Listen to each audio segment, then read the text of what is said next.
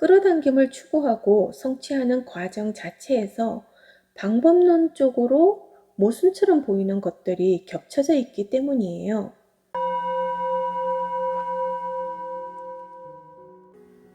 구독자님께서 주신 질문 함께 살펴보겠습니다. 시크릿요의 자기계발책이나 영상들이 많이 나오는데 가식적으로 느껴질 때가 있습니다. 영성이나 마음 공부를 내세우면서도 정작 가장 추구하는 건 돈, 사회적 성공 같은 물질적인 것 같아서요 라는 말씀을 주셨는데요. 시크릿요의 자기계발 책이나 영상들이 정말 많죠. 이런 내용의 책이나 영상들을 보면서 호기심을 느끼고 나도 한번 해볼까? 정말 이게 가능할까? 이런 마음으로 직접 시도를 해보시고 실천해보시는 그런 분들도 많이 계시고요.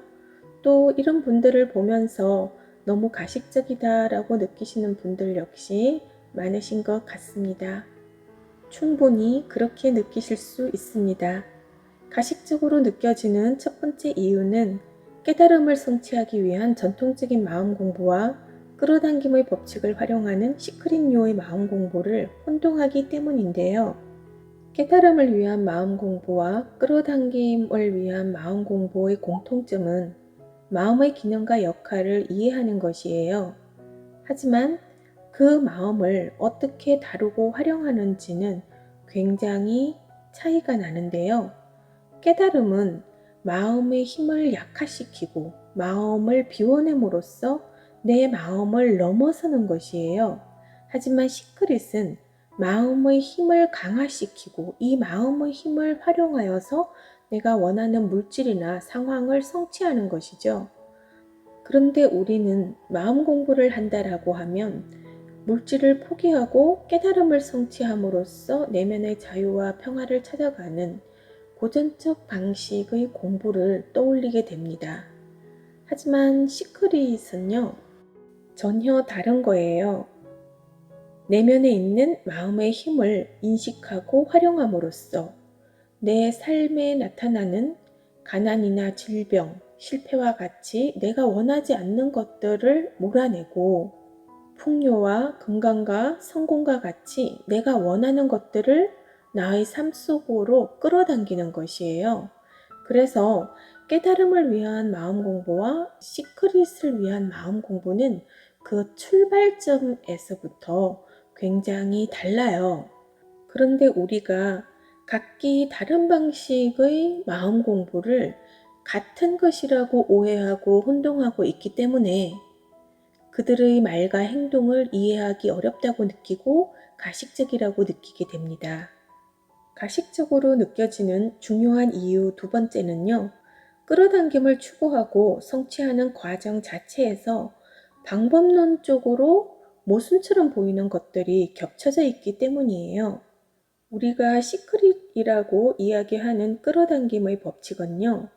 먼저 내가 원하는 것을 내 마음속에서 이미지화하고 이 심상 이미지에 집중함으로써 내가 원하는 풍요와 성공을 추구하는 것입니다. 여기에서 반드시 필요한 과정이 있는데요. 내가 원하는 풍요와 성공의 에너지와 일치하는 파동을 나의 내면에서 발산해야 한다는 거죠. 즉, 지금 현재 내 눈에 보이고 체감되는 것을 외면하고 거부하고 내가 원하는 것이 이미 이루어진 것처럼 생각하고 느끼고 표현해야 한다는 겁니다. 이 단계에서 스스로의 내면에 여러 가지 딜레마가 발생하는데요. 이런 거죠. 물을 정말 무서워하는 사람이 수영을 배워야 할 상황이에요. 이럴 때 아무리 내가 할 수 있어, 나도 수영할 수 있어, 괜찮아, 무섭지 않아 라고 자기 암시를 한다고 해도 내면에 있는 무서움과 두려움이 금방 한순간에 사라지지는 않습니다. 내면에서 올라오는 무서움과 두려움을 완전히 떨쳐버리고 정말로 나도 할 수 있어 라는 믿음과 확신이 들 때까지 그 과도기적 단계가 있습니다. 아무리 내가 마음속으로 능숙하게 수영을 하는 그런 모습을 그려보고 심상화를 해본다고 해도 나도 할 수 있어. 이렇게 반복해서 되뇌어 본다고 해도 그것만으로는 한계가 있죠. 내가 직접 물에 발을 담그고 발차기를 해나가면서 서서히 내 마음속에 있는 두려움, 그런 무서움을 조금씩 내려놓을 수 있는데요. 이렇게 물에 대한 두려움이 사라지고 물이 안전하다는 믿음이 생겼다고 해도 그렇다고 해서 내가 바로 능숙하게 수영을 할 수 있는 것은 아닙니다. 수영을 능숙하게 하기 위해서는 또 다른 많은 연습 과정이 필요하고요. 그 연습과 훈련 과정 중에 물에 빠지기도 하고 허우적거리기도 하고 물을 삼키기도 하면서 조금씩 수영에 능숙해지는데요. 끌어당김의 법칙 역시 그것을 익히고 활용하는 능력의 단계가 제각기 다릅니다. 초급 단계는요, 끌어당김의 법칙을 이론적으로 이해하고 연습해 보면서 스스로에게 나도 할 수 있어 라는 어떤 의지와 확신을 불어넣는 단계예요. 그리고 중급 단계는 성공과 실패를 반복하면서 내가 가진 마음의 힘에 눈을 뜨고 또 이러한 마음의 힘을 좀 더 강화시키고 다듬어가는 그러한 단계입니다. 고급 단계는요, 내 마음의 힘을 더 다양한 영역으로 확장하고 응용하면서 영혼의 목적을 알아가는 단계입니다. 영혼의 최종 목적에 따라서 길이 달라지는데요. 이번 생으로 들어오면서 나의 영혼이 이루고자 한 무엇이 있습니다. 즉, 영혼의 소망과 끌어당김의 법칙을 통해서 무언가를 성취하고자 하는 에고의 소망이 일치하지 않는다면 에고의 소망은 이루어지지 않습니다. 언제나 영혼의 소망이 에고의 소망보다 우선하기 때문입니다.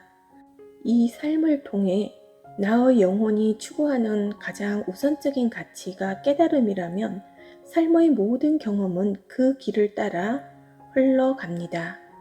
영혼의 가장 큰 목적인 깨달음을 위해서 지금 이 순간의 삶 속에서 가난과 질병과 실패의 경험이 필요하다면 그것은 일어나게끔 설정되어 있습니다. 생각과 감정에서 일어나는 에너지 파동을 활용하는 끌어당김과 생각과 감정을 비우고 내려놓음으로써 성취하는 깨달음, 이 두 가지를 동시에 추구하기는 어렵습니다. 좀 더 이해하기 쉽게 비유해서 말씀을 드리자면 운동선수라고 하더라도 그 출발점에서 연습을 할 때는 기본기를 다질 때는 운동선수들이 공통적으로 다질 수 있는 그런 기본기가 있을 거예요. 하지만 어느 단계를 넘어서 프로가 된다면 수영을 할 때 필요한 근육과 사격을 할 때 필요한 근육이 다를 것이고 따라서 단련해야 하는 그러한 근육이 다를 것이고 연습 과정이 다를 겁니다. 마찬가지로 음악에서도요. 우리가 음악을 전공한다고 하지만 그래서 어느 순간까지 내가 악보를 읽고 기본적인 것을 이해하고 이런 것까지는 서로 공통적인 어떤 배움과 연습의 과정이 있겠지만 피아노를 전공할지 첼로를 전공할지 바이올린을 전공할지 성악을 전공할지 작곡을 전공할지 선택해야 하는 순간이 올 것이고 내가 선택한 과정에 따라서 내가 연습해야 하는 그러한 과정들이 분명히 달라질 겁니다. 내가 의사가 된다라고 했을 때도요. 외과와 내과로 구분이 되고 또 같은 외과 안에서도 각기 다른 과로 세분화되고 배움과 훈련의 과정이 달라집니다. 그리고 이렇게 우리가 프로의 길, 전문가의 길로 들었으면 들었을수록 점점 더 집중과 몰입을 요하는 그러한 과정이 있습니다. 물론 모든 학문은 궁극적으로 통하고 통합될 수도 있습니다. 하지만 우리가 배움의 단계에 있고 훈련 과정의 단계에 있을 때는 서로 다른 방향의 두 가지를 통합하기가 쉽지 않습니다. 또 하나 우리가 기억해야 할 것은 마음 공부의 두 갈래길에서 상대가 지금 어느 방향으로의 길을 가고 있는 것인지 그리고 어느 과정, 어느 단계를 지나고 있는지 외부에서 파악하기 힘들다는 것입니다. 게다가 많은 사람들이 아주 오랫동안 이 두 갈래 길을 넘나들면서 함께 병행하면서 공부를 해나가고 있기 때문에 외부에서 보는 사람의 입장에서는 그 사람의 말과 행동이 더 헷갈리고 모순되고 가식적으로 느껴질 수도 있습니다. 왜냐하면 오늘은 이 관점에서 이야기를 하고 다음 날은 또 다른 관점에서 이야기를 하게 되기 때문입니다. 그리고 이것이 마음 공부의 특성이라 할 수도 있고요. 결국은 자신의 영혼이 가장 원하는 길로 가게 될 것입니다. 지금까지 가식적으로 느껴지는 이유에 대해서 말씀을 드렸고요. 다음 내용은 영성이나 마음 공부를 하면서도 정작 추구하고자 하는 건 돈, 사회적 성공, 물질적인 것 같다라는 말씀을 주셨는데요. 우리가 무언가를 추구하는 이 추구하는 마음, 추구심은 삶을 살아가게 하는 원동력이에요. 그리고 이 추구심, 삶을 살아가는 원동력은 사실 결핍에서 오죠. 부와 명예와 권력과 사랑, 이런 모든 것들에 대한 결핍은 그것에 대한 욕망을 부추기고요. 이 욕망은 추구심으로 이어지고 우리는 자신의 행복을 위해서 이러한 것들을 추구하게 됩니다. 따라서 결핍의 크기와 욕망의 크기는 비례하고 욕망의 크기와 추구심의 크기도 비례하죠. 영성이나 마음 공부에 대한 추구심 역시 그 출발점이 결핍으로 인한 욕망일 수 있습니다. 특히 시크릿 유어의 마음 공부는요, 출발점 자체가 결핍을 풍요로 바꾸기 위한 것이에요. 그런데 돈이나 사회적 성공과 같은 이런 물질적인 것에 대한 추구심이 나쁜 것이 아니에요.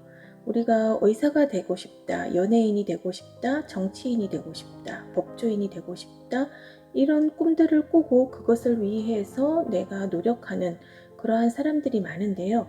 그럼 그들이 모두 숭고한 정신적 가치를 위해서만 그러한 것들을 꿈꾸고 있나 생각해 보면 그런 건 아니거든요. 자신이 삶 속에서 느끼는 다양한 결핍감이 그 안에 포함되어 있잖아요. 그것이 돈이든 권력이든 명예이든 성공이든 나의 결핍을 채우려는 어떤 욕망이 거기에 포함되어 있는 거죠. 그리고 그러한 욕망은 우리가 무언가를 하는 삶의 원동력이 되는 것이기 때문에 결국 이런 물질적인 추구가 영성과 마음 공부의 원동력이 되는 것도 나쁘지 않다라고 생각을 해요. 그것이 무언가에 대한 추구심이든 추구심은 사람을 움직이게 하는 가장 강력한 힘이고 그 마음 덕분에 우리가 영적 성장의 길을 갈 수 있게 된다면 그것으로 좋은 일이다라고 말할 수 있습니다. 고맙습니다. 오늘도 고요하시고 현존하세요.